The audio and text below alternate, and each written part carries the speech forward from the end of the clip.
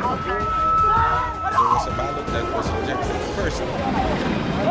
Live mula sa GMA Network Center, ito ang 24 Oras. Magandang gabi po, Luzon, Visayas at Mindanao. Nagbitiw bilang House Speaker si Leyte 1st District Representative Martin Romualdez sa gitna ng kontrobersya sa mga flood control project. Kusang loob anya ang pag-alis niya sa pwesto bilang tugon sa isang parawagan ng kanyang pinsang si Pangulong Bongbong Marcos nitong SONA. Pinalitan siya bilang Speaker ni Isabela 6th District Representative Faustino Boji D. III na umaming may pagkukulang sila kaya humihingi ng pagkakataong makuha ang tiwala ng taong bayan. At mula po sa kamera, nakatutok live si Tina Pangiliban Perez. Tina. Mel, Emil, Vicky, nangyari na sa sesyon kanina ang ilang araw ng umuugong na magkakaroon ng bagong speaker ang Kamara.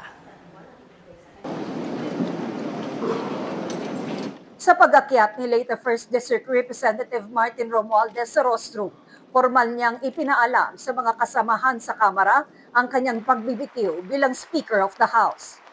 After deep reflection and prayer, I have made a decision today, with a full heart and a clear conscience, I tender my resignation as Speaker of the House of Representatives. Kahapon pala, umugong na ang kanyang pagbibitiw sa pwesto sa gitna ng mga alegasyong korupsyon sa mga maanumalyang flood control projects at may mga kongresista umanong kumuha ng kickback sa mga ito.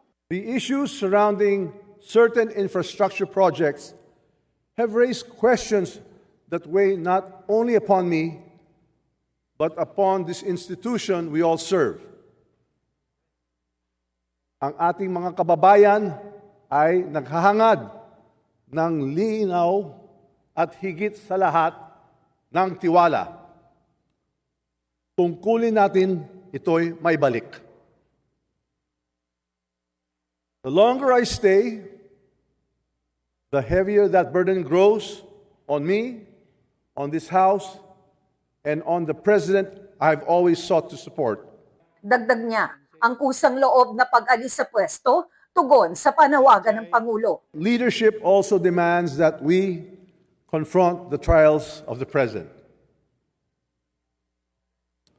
In his recent State of the Nation address, our President reminded us that accountability must prevail and that no one is above scrutiny. I fully and unequivocally embrace that call. I step down not in surrender, but in service. For sometimes, the greatest act of leadership is the grace to let it go, so that this institution may endure stronger than ever before. Sa resignation ni Romualdez, sinimulan ng botohan para sa kanyang kapalit. Iisa ang nanominate, si Isabela 6th District Representative Faustino Boji D. III. 253 votes. At sa botong 253 na pabor, 28 abstentions, at 4 na hindi bumoto, inihalal bilang susunod na House Speaker si D. Pangako ni D. Under my leadership, this House will change. I will not defend the guilty, and I will not shield the corrupt.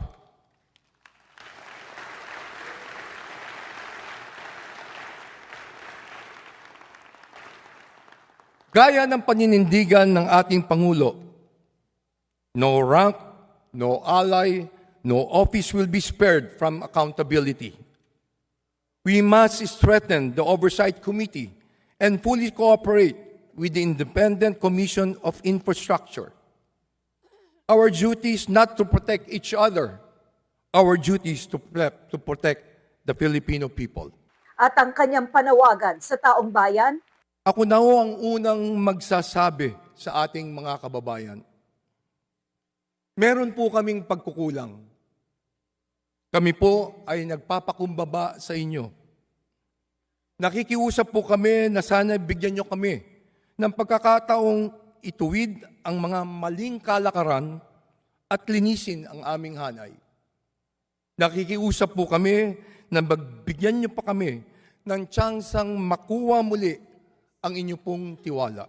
Bago ang botohan ngayong araw, kagabi pa lang ay nagtatanggal na ng gamit sa tanggapan ng speaker, kabilang ang nameplate ni Romualdez. Ngayong hapon, halos tapos na ang pagbakante sa opisina bago ito gamitin ni bagong Speaker D. Faustino, Pagkatapos ng botohan kanina ay Pagkatapos ng botohan ay pinagtibay ng Kamara ang isang resolusyon para kilalanin ang liderato at kontribusyon ni Romualdez sa lehislatura at sa public service. Ang sumunod naman dito ay ang pag-adjourn ng sesyon. Vicky? Maraming salamat sa iyo, Tina Panganiban Perez. Tinawag na cover-up ni Davao City Representative Paulo Duterte ang pagpalit ng liderato sa Kamara. Alegasyon niya, pinili si bagong House Speaker Faustino D. III ng anak ng Pangulo at kapartido nitong si Congressman Sandro Marcos. Ang sagot ng mga leader ng Kamara sa pagtutok ni Jonathan Andal. Galing sa Solid North at kilalang malapit na kaibigan ng pamilya Marcos ang bagong Speaker ng Kamara na si 6th District Congressman Faustino Boji D. III. Uupo siya sa gitna ng kontrobersya ng mga maanumalyang flood control projects na bumabalot sa buong gobyerno lalo't may mga kongresistang napangalanan sa mga investigasyon. Our duty is not to protect each other. Our duty is to protect the Filipino people. Kasama ni Pangulong Bongbong Marcos si D sa Partido Federal ng Pilipinas. Noong 2022 elections, todo suporta si D sa unit team ni Marcos at Vice President Sara Duterte. Sabi ng mga lider ng Kamara, mga lider ng iba't ibang partido na kasama sa mayorya ang pumili kay D. Hindi lang naman daw si D ang pinagpilian. Nasa listahan daw si Navotas Congressman Tubi Tiangco na nagsabing ayaw niyang maging speaker. Pati na si Bacolod Congressman Albi Benitez na nagparaya raw para kay Congressman D. It's a game of numbers, the magic number being 158. Kinausap at tinanong po namin ang mga party leaders kung sino sa tingin nila ang pwede maging speaker kapalit ni Speaker Martin Romualdez. At ang pangalan na lumabas lagi ay ang pangalan po ni Congressman Boji D. It was vetted by the party leaders, and outside from that, I can no longer say if there are any others who influenced the selection of Representative Boji D. Ang bagong speaker ng Kamara ay galing sa political clan ng mga D sa Isabela. Dalawang anak ni Speaker D ang nasa politika. Si Ino, mayor ng Etiague, si Kiko, vice governor ng Isabela. Dalawang pamangkin naman niya ay kasama niya sa Kamara na kinatawan ng ibang distrito sa Isabela. 3 dekadang hawak ng pamilya D ang Kapitolyo ng Isabela bago ito naagaw ni Grace Padaka noong 2004 pero nabawi ulit ni D noong 2010. Halos 5 dekada naman nang namumuno ang pamilya D sa bayan ng Kawayan. Naging kinatawan siya ng 3rd District ng Isabela mula 2001 hanggang 2010. Naging gobernador at vice-gobernador din siya ng Isabela. Taong 2025 nang magbalik Kamara si D. Ang pagkakahalal kay D ay kasunod ng pagbibitiw ni dating House Speaker Martin Romualdez na pinsan ni Pangulong Bongbong Marcos. At ang sabi ni House Majority Leader at Presidential Son Congressman Sandro Marcos, nagsabi mismo si Romualdez sa Pangulo ng desisyon niyang mag-resign at nirespeto naman daw ito ng Presidente. It was one of respect dahil nakita niya that he was doing it to save the institution and to give way for the independent body to have a fair and thorough investigation. Maging si Romualdez daw ay nanghingi ng suporta para kay D. Magkasama rin silang dalawa sa pinatawag na meeting ng lakas bago ang plenary session. Pero ang tawag ni Davao City Congressman Paulo Duterte sa nangyaring palitan ng liderato ay cover-up o takipan. Sabi niya ang anak ng Pangulo na si Majority Floor Leader Sandro Marcos ang pumili kay D na kaalyado rin nila. Hirit pa niya kay Pangulong Marcos kung seryoso ito na labanan ng korupsyon, bakit hindi raw agad kasuhan ng mga tiwaling mambabatas? Baka style niya yun nung anak siya ng Pangulo, pero I can assure you that we are consultative with all the party leaders. Pwede mo silang tanungin. We met for plenty of weeks. Kung nagpakita sana si Kong Pulong dito sa trabaho at sa session, baka makikita din niya. But I'm sure he's busy looking for the 51 billion that was spent in his districts. Sinusubukan pa namin makuha si Congressman Duterte sa sinabing ito ni Majority Leader Marcos. Para sa GMA Integrated News, Jonathan Andal, nakatutok, 24 oras. Pagtitiyak ng Malacanang, makikipagtulungan ito kay bagong House Speaker Faustino D. III.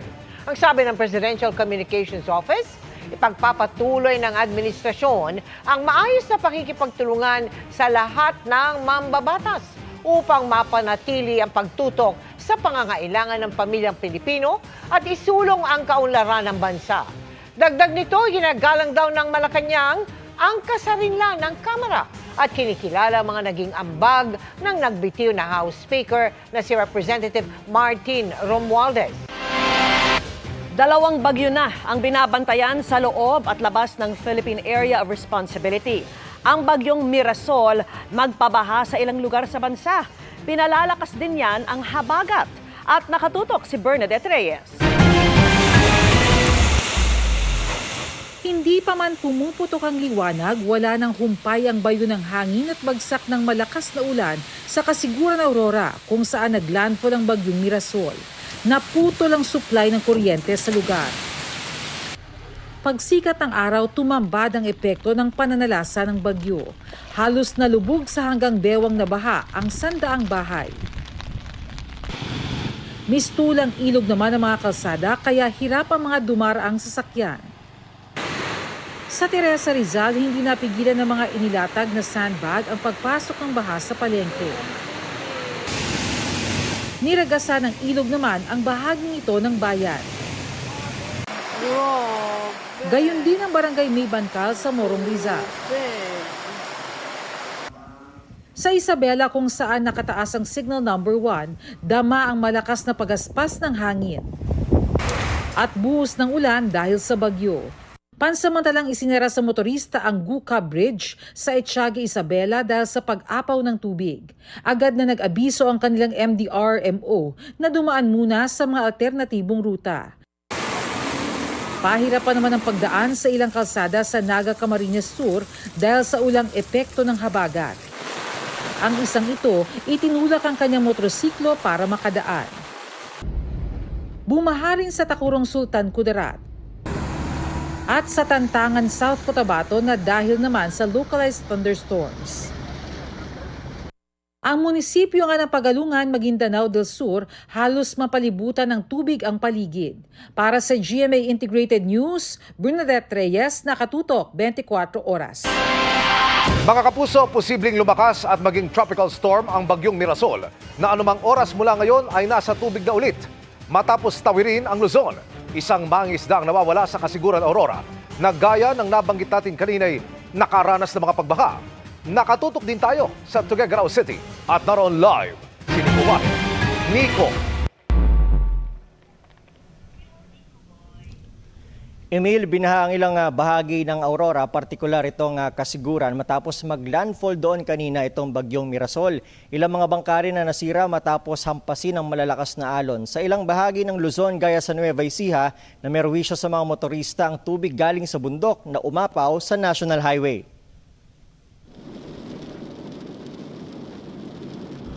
Buong umaga nag-uulan sa mga lugar na dinaanan namin paakyat ng Cagayan Valley, gaya sa bahaging ito ng Talavera at San Jose City sa Nueva Ecija. Pagdating sa bayan ng Karanglan sa may barangay Pungkan, sinalubong kami ng mabigat na daloy ng trapiko. Umapaw kasi sa kalsada ang tubig na nanggaling sa bundok. May kasama pa ang rumaragas ng tubig na buhangin at bato. Sa cleaning operation ng DPWH, gabundok na buhangin at bato ang naipon sa gilid ng kalsada. Ayon sa kapitan ng barangay Pungkan, 2 dekada na nilang problema ito. Tuwing pong muulan na lang po rito sa amin, kahit na konting ulan lang, palagi pong buwaba itong barangay ko dito sa National Highway. Buti na lang daw at may barangay hall na nagsisilbing harang para hindi mapunta sa mga kabahayan sa barangay ang tubig. Rekta raw ito ngayon sa mga bukid. Pero perwisyo pa rin ito sa mga dumaraang motorista. Sana'y malagyan po ng mga malaki-laking kanal na diretso po sa pinakamalaking creek ng barangay sa ilog para wala na pong maging baha. Binaha rin ang barangay Tinib sa kasiguran Aurora kung saan naglandfall si Mirasol pasado alas 3 ng madaling araw kanina. 5 barangay pa sa kasiguran ang binaha. Epekto nung galing sa bundok, pababa, At mostly kasi ang pinag-abutan ng baha yung mga river natin, yung mga malalaking ilog na papunta ng palabas ng dagat. Eh yun, nag-overflow na so sobrang lakas siguro nung volume kahapon. Ayon sa Provincial Disaster Risk Reduction and Management Office ng Aurora, 5 mangingisdang napaulat na nawawala matapos lumaot sa kasagsagan ng malakas na ulan. Naglabas ang Pag-asa ay alas 5 na kahapon. Eh di siyempre, umaga pa lang, nakapalaot na yung mga yan. Kaya napag-abutan na nga sila doon sa mismong laot. Pero naglabas naman ng direktiba ang Coast Guard, talagang pinagbawal naman. Nakita rin kaninang hapon ang 4 na sakay ng isang bangka, pero hinahanap pa rin ang isang mangingisdang sakay ng mas maliit na bangka. Ang ginawa nila tumago muna sila at nagpalipas nung sama ng panahon. Sa bayan ng Dinalungan at Dilasag, 15 bangka ang nasira matapos hampasin ng alon dahil sa lakas ng hangin ayon sa PDRRMO.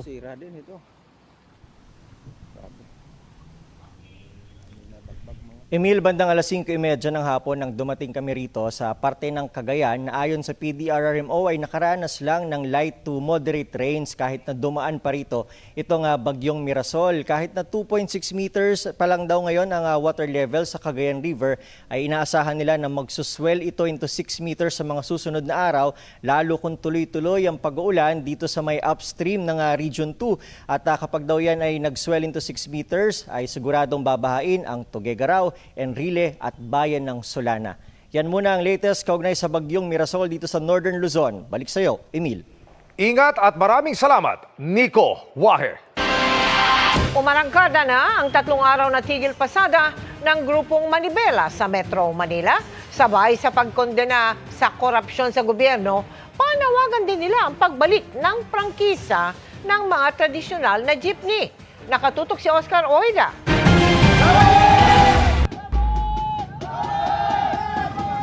Bit-bit ng mga placard at tarpaulin, ipinagsigawan ng grupong Manibela sa Philcoa sa Commonwealth Avenue, Quezon City ang pagkondena sa anilay korupsyon sa gobyerno, partikular sa DPWH. Napakawalang hiya po ng mga nasa gobyerno na to na yung pinagpapaguran at pinaghihirapan ng taong bayan, pinagpapakasasaan lamang nila mga mararangyang buhay na pinagpaguran ng ating mamamayan ay pinangangalandakan pa. Isinabay na rin sa pagkilos ang panawagang ibalik ang 5 taong prangkisa ng mga tradisyonal na jeepney. Nakaantabay naman ang Quezon City Police habang nakahanda ang libreng sakay ng Quezon City Hall para sa mga commuter. Peaceful naman ang rally nila. Meron tayong 8 rota na may libreng sakay na tumatakbo ang 86 buses. Meron din po tayong 6 na QC buses naka-standby, ready for dispatch kung may makita mga stranded na passengers sa mga iba't ibang locations. Pero so far, wala pa naman po. Bandang alas 10 ng umaga ay kusaring nilisa ng mga miyembro ng Manibela ang lugar. Wala namang na-stranded sa area. Nagsagawa rin ng programa ang iba pang miyembro ng Manibela sa ibang lugar tulad sa Maynila, Pasig, Parañaque, Caloocan at Las Piñas. Humihingi po tayo ng paumanhin. Huwag po kayong mag-alala para sa ating lahat ito, para sa mga mananakay at manggagawa, mga estudyante na nagpapakahirap po na ninanakawan ng kanilang mga buwis. Laban po nating lahat ito at sa susunod na mga araw kami naman po ay babawi at maglilibreng sakay. Ang tinutukoy nila ay ang libreng sakay na handog nila para sa mga makikiisa sa kilos protesta sa Luneta at EDSA sa Linggo, September 21. Para sa GMA Integrated News, Oscar Oida, nakatutok, 24 oras. Nakipaghabulan pa pero wala ring kawala ang isang puganteng Australiano na wanted sa kasong drug trafficking. Gumagamit pa siya ng iba't ibang pagkakakilanlan para makaiwas sa huli. Nakatutok si John Consulta, exclusive. Kahit pa nadulas at napaupo sa isang punto, mabilis na bumangon at muling tumakbo ang lalaking ito sa barangay Poblasyon sa Makati City.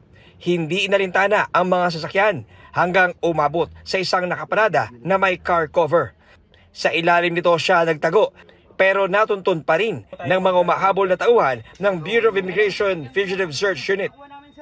I think I'll just wait for a while. No, You have the right to remain silent. Anything you say may be used against you in the court of law. You are under arrest by the Bureau of Immigration Fugitive Search Unit. Agad nilang inaresto ang 33 anyos na Australianong wanted sa kanilang bansa dahil sa kasong drug trafficking. You is allegedly an Australian fugitive using multiple fake identities in the Philippines. Since we're the Fugitive Search Unit, we are in charge in arresting you. Ayon sa BI, ilang taon na nilang tinatrack ang dayuwang pugante na palipat-lipat sa Metro Manila at Calabar Zone gamit ang iba't ibang pangalan. Meron siyang US identity, Australian identities po. Meron siyang mga diverse licenses na American, meron siyang Australian passport, meron siyang Seychelles na identity ay mga fraudulent.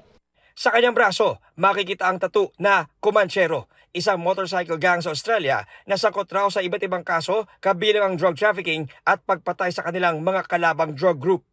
Very violent yung mga naririnig natin ng mga crimes at saka trafficking ng mga narcotics ang ginagawa niya. Sinisikap pa rin namin makuha ang panig ng inarestong Australiano. Inaalam na ng Bureau of Immigration kung mayroon ng mga kagrupong Pilipino na nag-ooperate dito sa Pilipinas ang inarestong Australiano. Para sa GMA Integrated News, John Consulta, nakatutok 24 oras.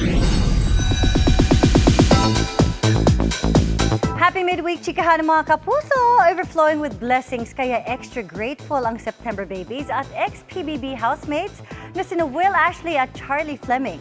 What comes next para sa dalawang Sparkle Stars? Makichika kay Athena Imperial. Lakas maka 90s matinee idol ang black and white portrait ni nation son Will Ashley na nagdiriwang ngayong araw ng kanyang 23rd birthday. Serving face card si Will na puno raw ng pasasalamat sa lahat ng blessings na natanggap. Kabilang dyan ang mainit na suporta sa kanyang upcoming concert sa October 18 na few platinum tickets na lang ang natitira. Umulan din ang pagbati kay Will mula sa fans, kaibigan at mga katrabaho, gaya ni Kapuso primetime queen Marian Rivera at housemates sa PBB Celebrity Collab Edition. Kasama sa mga bumati si Sparkle star Charlie Fleming. September baby rin si Charlie na nagdiwang ng kaarawan noong September 7. Ang tinaguriang bunso ng recent PBB batch, nagmistulang manika sa kanyang 17th birthday photo shoot. After I went to church, my friend took me to a restaurant nearby our place and figures out all of my friends were there. Blessing daw lahat ng opportunities na bumuhos kay Charlie at ang kanyang wish. One door that has not opened for me yet, but I'm really praying that it does open, is music. Hopefully, if the doors do open and I do get the chance, my schedule is free and I can really put my mind into it and heart into it, I can definitely deliver something beautiful to everyone. Sa ngayon, pinaghahandaan ni Charlie ang role niya para sa upcoming film na Huwag Kang Titingin. She's a bit peculiar, yeah. Like, she's into drawing, I can say. So, horror movie, drawing, you can see that something is going on. And she's different from the characters I played before. Makakasama ni Charlie dito si Anthony Constantino na busy sa acting workshop. I've really been honing in on my skills, my acting skills, my Tagalog, of course. I'm very excited to see how everything turns out. And I'm excited for you guys to see that as well. Athena Imperial updated sa Showbiz Happenings.